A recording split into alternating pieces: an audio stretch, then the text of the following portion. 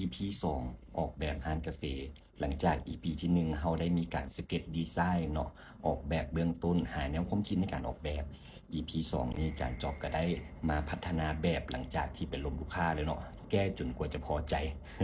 เราก็ได้พัฒนาเส้นหลังคาฟังก์ชันการใช้งานเนาะแล้วก็เฮ็ดเป็นวิดีโอออกมาแล้วก็จำลองภาพเสมือนจริงหรือว่า 3D render อะไรเนาะให้ฮู้ว่ารูปทรงมันจะออกเป็นจังใด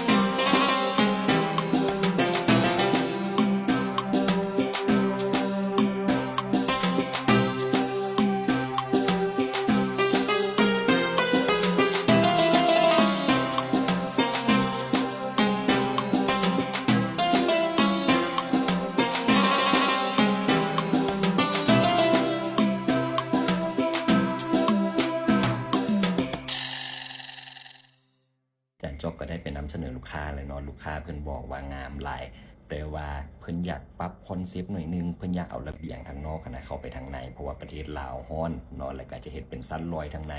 แล้วก็ปรับทรงหลังคาให้เป็นทรงกุบเนาะเพราะว่าอันนี้ก็เห็นดีนำเพิ่นเพราะว่าประเทศลาวน้ำฝนหลายเนาะก็เป็นทรงกุบแล้วก็ฟังก์ชันต่างๆเข้าด้านในเบิดเนาะติดแอร์เย็นสบายซาวนาเนาะเดี๋ยวจานจอกจะกลับไปปรับแล้วก็มาเบิ่งว่าไฟนอลจะออกมาเป็นจังใด แล้วเขาก็จะไปติดตามหวดการก่อสร้างนำได้อย่าลืมกดไลค์กดติดตามกด Subscribe ช่องจานจอกเลยเด้อ